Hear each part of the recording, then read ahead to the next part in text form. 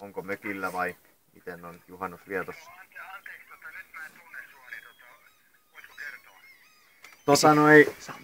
Mä ihan olin se freelancer-toimittaja silloin, keskustelin sun kanssa tässä viime vuoden puolella, tässä Horisontti-lehden artikkelipuolella. Joo, kyllä, joo. Juu, menee ihan hyvin, mökillä ollaan ja juhannus on ihan tämmönen perinteinen juhannus.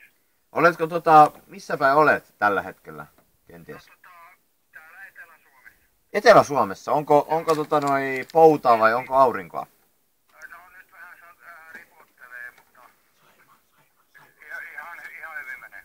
No niin, no hyvä. Eikö me olla täällä Saimaassa, niin täälläkään ei nyt vielä ole sadetta sillä tullut, mutta hyvä, että siellä, kun lännessä vissi oli tänään vähän poudempaa, niin niin täälläkin nyt oli tällä ihan hyvin ilmaa tänään, niin sieltä vissi poistui nyt pilvet, niin siellä on ihan hyvät juhannusilmat. Et jos olette siellä, niin ei mitään, että hyvää juhannusta ja sillä.